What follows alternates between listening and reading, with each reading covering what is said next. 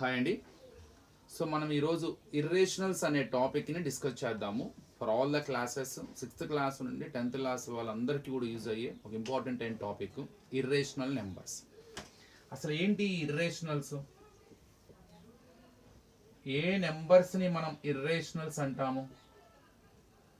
సింపుల్గా చెప్పాలంటే irrational is nothing but not rational. So not రేషనల్స్నే మనము ఇర్రేషనల్స్ అంటాం. అంటే ఇక్కడ మనకు ఒక విషయం క్లియర్గా అర్థమవుతుంది. సో ఇర్రేషనల్స్ తెలియాలంటే ముందు మనకి కంపల్సరీగా రేషనల్స్ గురించి తెలియాలి. ఎందుకని what is the definition of the simple definition of the irrational? Irrationals are not rationals, అంతే. రేషనల్స్ కాని వాటిని ఇర్రేషనల్స్ అంటారు. అంటే మనకు ముందు రేషనల్స్ తెలియాలి. మరి రేషనల్స్ అంటే ఏంటి? రేషనల్స్ అంటే సింపుల్గా తెలుసు, p/q ఫామ్లో ఉండాలి. The number which can be return in the form of p/q where p, q are integers. అవి ఇంటిజర్స్ అయి ఉండాలి. అట్లానే q నాట్ ఈక్వల్ టు 0 కూడా అయి ఉండాలి. It is the definition of the rationals. అంటే ఏ నెంబర్ అయితే మనం p/q ఫామ్లో రాయగలుగుతాము, where p, q are integers అంటే denominator q not equal to 0 అయినంత కాలం, సో దాన్ని రేషనల్స్ అంటారు. అంటే రేషనల్స్ అనేవి p/q ఫామ్లో ఉంటాయి అన్న విషయం ఈజీగా అర్థమైంది. ఇప్పుడు 7 ఉంది. 7 రేషనల్ నెంబర్. ఎందుకని? 7 కింద ఏమీ లేకపోతే 1 ఉంటుంది. ఇది p/q ఫామ్. 7, 1 ఇంటిజర్స్. -3 ఉంది. It is also rational. ఎందుకని? -3/1. సో ఇది కూడా p/q ఫామ్. 0 కూడా రేషనల్. ఎందుకని? 0/5 రాయొచ్చు, 0/1 రాయొచ్చు. సో మరి p/q ఫామ్లో లేనివేంటి? p/q ఫామ్లో ఉండకుండా ఇర్రేషనల్స్ అన్నాం కదా. అంటే the number which cannot be return in the form of p/q. అంటే ఇర్రేషనల్స్ అనేవి not equal to p/q form. మరి ఏ ఫామ్లో ఉంటాయి? ఏ ఫామ్లో ఉన్న వాటిని మనము ఇర్రేషనల్స్ అంటాం. p/q ఫామ్లో ఉన్న వాటిని రేషనల్స్ అయితే, మరి p/q ఫామ్లో రాయలేని వాటిని the number which cannot be return in the form of p/q, so such number is called as irrational. మరి ఏ ఫామ్లో ఉండొచ్చు అసలు ఏంటో చూద్దాం. అసలు p/q అంటే ఒక ఫ్రాక్షన్. ఒక ఫ్రాక్షన్ మనకి ఏమిస్తుంది? కోషియంట్ ఇస్తుంది. మరి ఆ కోషియంట్ ఏదైనా ఒక న్యూమరేటర్ని డినామినేటర్తో డివైడ్ చేస్తే మనకు ఒక కోషియంట్ వస్తుంది. మనకు తెలుసు కదా. ఇక్కడ ఫర్ ఎగ్జాంపుల్ నేను ఇక్కడ 5ని 2తో డివైడ్ చేస్తున్నాను అనుకోండి. 2 2s are 4, 1. Point gives 0. 2 5s are 10. So 2.5. అంటే మనకి every fraction gives what? Quotient. ఈ కోషియంట్ ఎలా ఉండొచ్చు? ఒక్కోసారి రిమైండర్ 0 వస్తుంది. రిమైండర్ 0 వచ్చినప్పుడు దాన్ని టెర్మినేటింగ్ డెసిమల్ అంటాం. Terminating decimal. So in case if you divide any value by another value, if you get the remainder 0, so such decimals are called as terminating decimals. In rare cases, అంటే not only rare cases, ఇంకొన్ని fractions ఉంటాయి. For example నేను ఇక్కడ 2ని 3తో divide చేస్తున్నాను. మరి 2ని 3తో ఎలా డివైడ్ చేస్తాం? 3 ఈజ్ బిగ్గర్ దాన్ 2 కదా. మరి 0 పాయింట్ పెట్టుకుంటే అది ఒక 0 ఇస్తుంది. 3 6 are 18, మళ్ళీ 2, నో క్యారీ, మళ్ళీ పాయింట్ 0 ఇస్తుంది. 3 6 are 18, మళ్ళీ 2, మళ్ళీ పాయింట్ 0 ఇస్తుంది. 3 6 are 18, 2. మీరు అబ్జర్వ్ చేయండి, ఇక్కడ రిమైండర్ 0 రావటం లేదు. అట్లానే కోషియంట్లో మీరు అబ్జర్వ్ చేయండి, ఇక్కడ 6 6 6 అలా వెళ్తూనే ఉంది. సో రిమైండర్ 0 రావటం లేదు కాబట్టి ఇది నాన్ టెర్మినేటింగ్. కానీ కోషియంట్ ఏమవుతుంది? రిపీటింగ్ అవుతుంది. ఒక పార్ట్ వచ్చిందే రిపీట్ అవుతుంది. వీటిని ఏమంటారు? Non terminating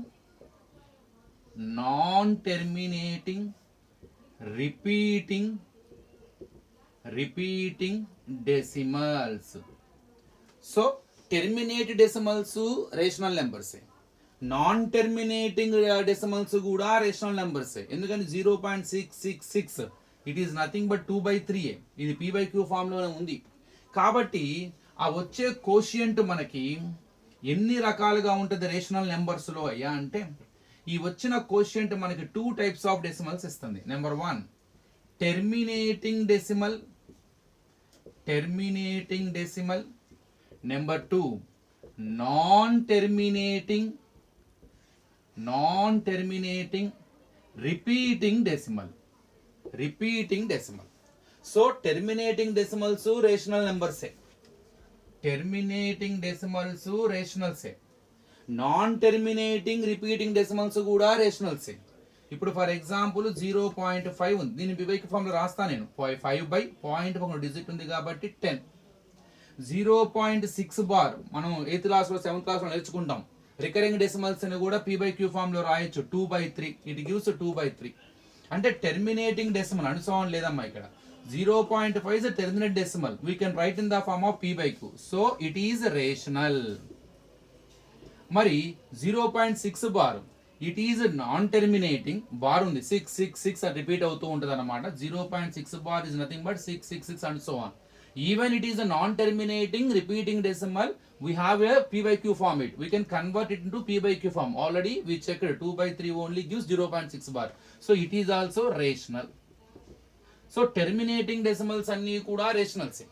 non terminating repeating decimals కూడా rationals. ఎందుకంటే టెర్మినేట్ డెసిమల్స్ ని మనం p/q ఫామ్ లో రాయగలం, నాన్ టెర్మినేటింగ్ రిపీట్ డెసిమల్స్ ని కూడా మనం p/q ఫామ్ లో రాయగలిగాం. మరి ఒకవేళ కొన్ని వాల్యూస్ ఉంటాయి, అవి టెర్మినేట్ అవ్వవు, అట్లానే రిపీటేషన్ కూడా అవ్వవు. అటువంటి వాటిని ఇర్రేషనల్స్ అంటారు. So non terminating, non repeating, non terminating, non repeating. So non terminating, non terminating, non repeating, non terminating, non repeating decimals are also called as irrationals. So మనం రెండు రకాలుగా ఇర్రేషనల్స్ ని డిఫైన్ చేయొచ్చు. Number 1, the numbers which are not in the form of p/q form, the number which cannot be written in the form of p/q form.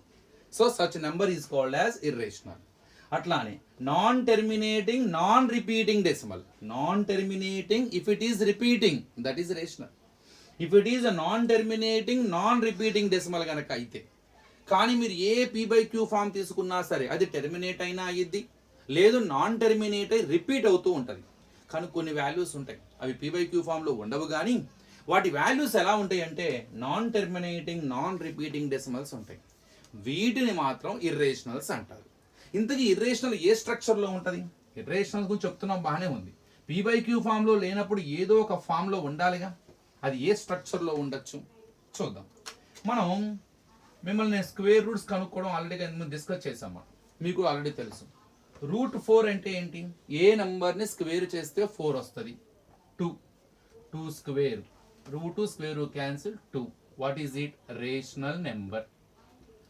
అట్లానే √9 ఏంటి? Square root of 9. What is the meaning of square root of 9? ఏ నంబర్ని square చేస్తే 9 వస్తుంది? 3 square. So square root cancel, so 3. It is also a rational number.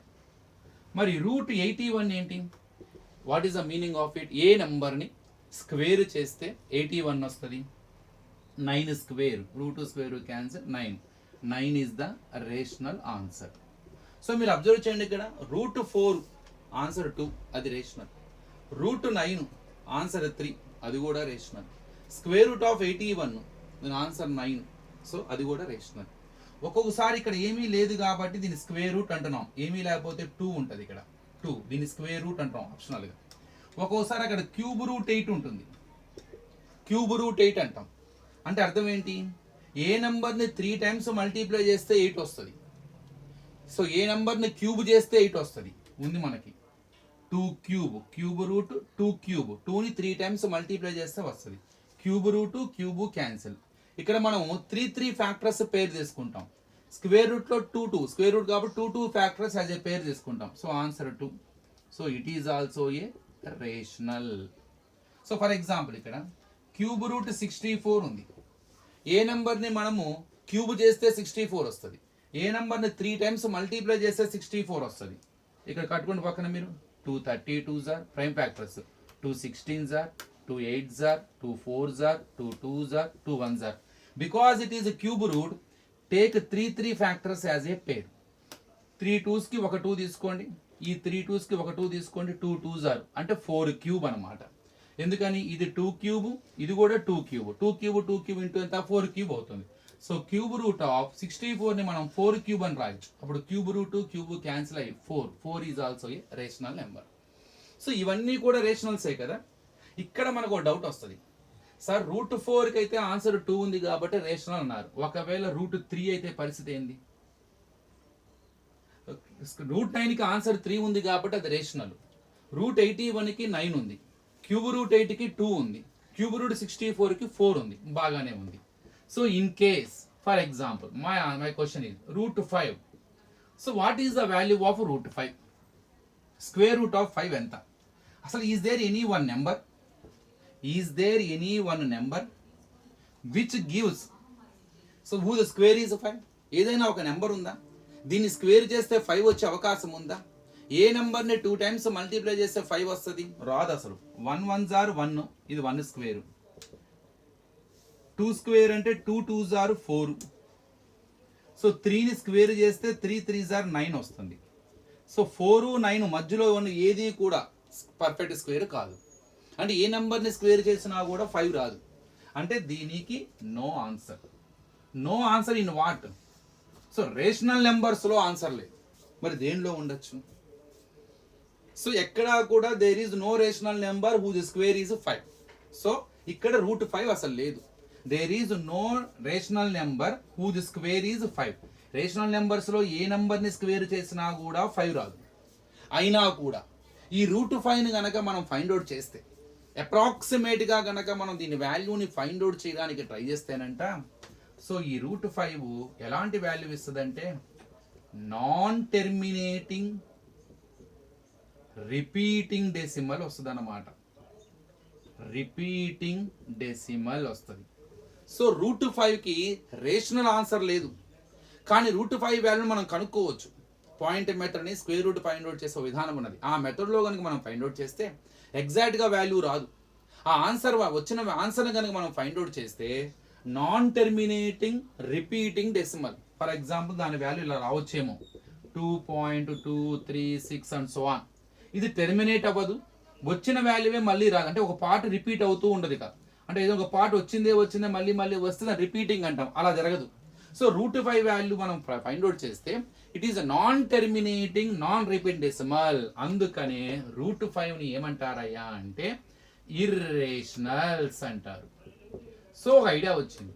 So ఇర్రేషనల్స్ ఏ స్ట్రక్చర్లో ఉండొచ్చు, ఇప్పుడు ఎలాంటి ఫామ్లో ఉండొచ్చు? P/Q ఫామ్లో అయితే ఉండమని తెలిసింది. మరి ఇర్రేషనల్స్ ఏ ఫామ్లో ఉంటాయి? ఇర్రేషనల్స్ అనేవి non terminating non repeating decimals. Irrationals అనేవి ఈ ఫామ్లో ఉంటాయి. nth రూట్ ఏ ఈ స్ట్రక్చర్లో ఉండొచ్చు. ఇక్కడ ఏని ఏమంటారంటే రాడికండ్ అంటారు, ఎన్ను ఏమంటారంటే ఆర్డర్ అంటారు, ఈ nth రూట్ని రాడికల్ సైన్ అంటారు. Radical sign. So irrationals are in the form of nth root a. అలా అని చెప్పి అన్ని nth రూట్ ఏలన్నీ కూడా ఇర్రేషనల్స్ కావు, కానీ ఈ స్ట్రక్చర్లో ఉంటాయి అండర్ సర్టన్ కండిషన్స్. కొన్ని కండిషన్స్ యొక్క అండర్ సర్టన్ కండిషన్స్తో we can say that nth root a is called as a irrational. So where a is called radicand, where n is order, nth root is radical sign. For example root 8 ఉందనుకోండి, ఇందులో 8ని రాడికండ్ అంటాను, 8ని రాడికండ్, order 2.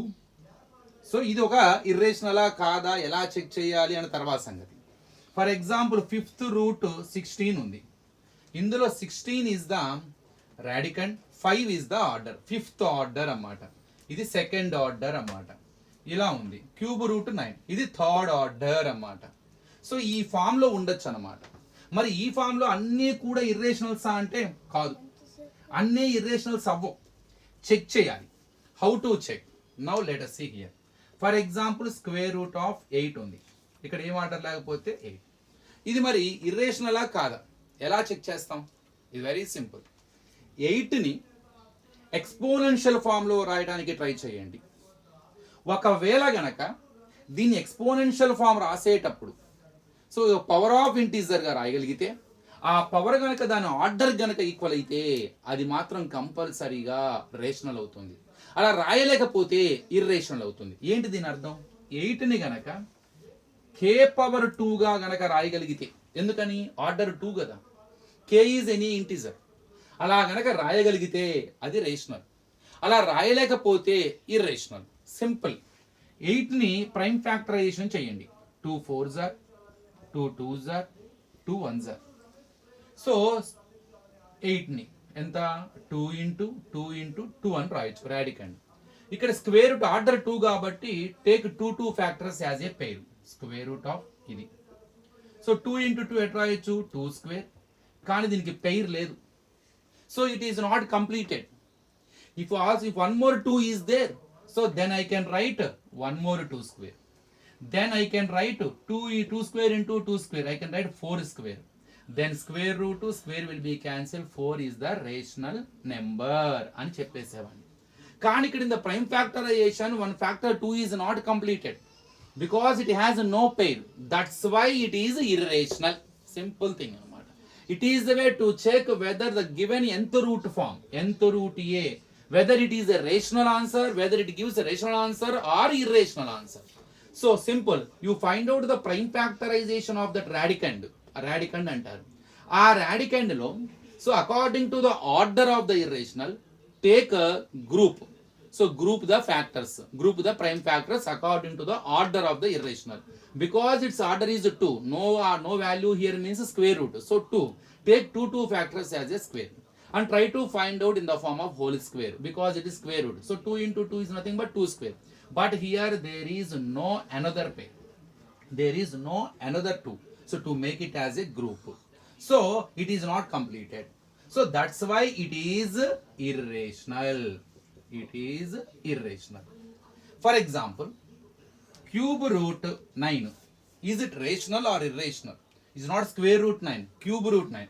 Find out the prime factorization. 3 3s are 3 1s are. Cube root of 3 into 3 into only 2 3s are there. But it is a cube root. So we need to get every factor 3 times. So to group the prime factors, we need a factor 3 times. So here I cannot make them as a group because I need one more 3 here. Then only I can make them as a group. Unless I get one more 3, I can't make them as a group because the order is 3. It is not square root. If it is square root, I can take 2 factors as a group. But it is a cube root. So I need to take 3 factors as a group. So ఇక్కడ ఒక 3 miss అయింది కాబట్టి it is incompleted. So ఇది perfect cube కాదు. I cannot write 9 say cube of a number. So is it possible to write 9 as a cube of a whole number? అలా రాయడానికి అవకాశం ఎప్పుడు వస్తుంది? ఇలా ప్రతి ఫ్యాక్టర్ 3 టైమ్స్ వస్తే వస్తుంది. రాలేదు కాబట్టి ఇక్కడ ఒక ఫ్యాక్టర్ మనకి ఇన్కంప్లీట్ అయింది కాబట్టి ఇక్కడ ఒక ఫ్యాక్టర్ మిస్ అయింది కాబట్టి ఇది ఏమవుతుంది? ఇర్రేషనల్. సో కంపల్సరీగా nth రూట్ ఏ ని మనం ఎలా చెక్ చేయొచ్చు ఫైనల్ గా కంక్లూడ్ చేసేద్దాం. nth root a if it can be written as k power n, where n is its equal to order, k is any integer, it gives rational answer. nth root a, it cannot be written as k power n, for k is any integer, n is its order. So a ni k power its order గా రాయగలిగితే అది rational, రాయలేకపోతే irrational.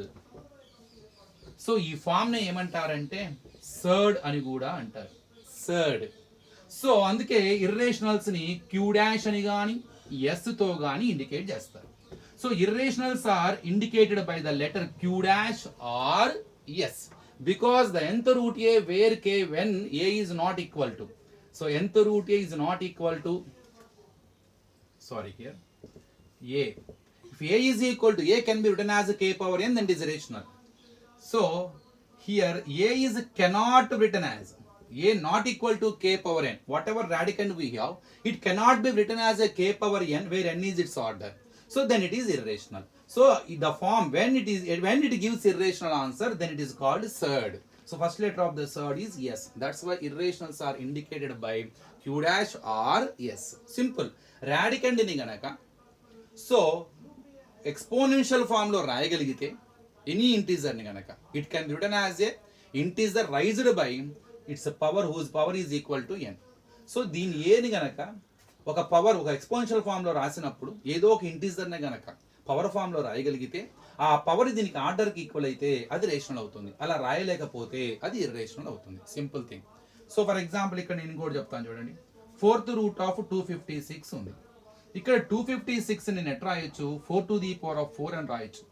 I have the chance to write 256 in the form of whole exponential form whose power is equal to its order.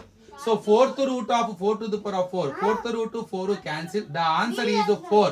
4 is a rational answer. Simple. So ఇంకో విధంగా కూడా చేయొచ్చు. ఎందుకని 256 ని మనం prime factors చేస్తే 2 1s are 2 2s are 2 8s are 2 6s are 2 4s are 2 32s are 2 16s are 2 8s are 2 4s are 2 2s are 2 1s are. Because its order is 4, you take 4 factors as a group. So ఈ 4 2s ని 2⁴ అని రాయొచ్చు. తర్వాత ఈ 4 2s ఒక group వస్తుంది 2⁴.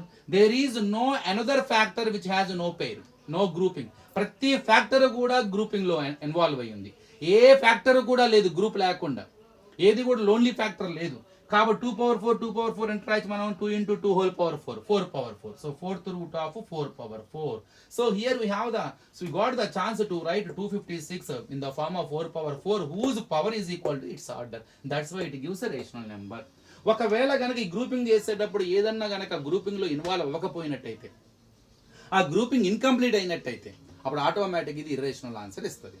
So దీని గురించి ఇంకా నెక్స్ట్ టాపిక్ లో ఫర్దర్ గా ఇన్ డెప్త్ గా డిస్కస్ చేద్దాము. So thank you.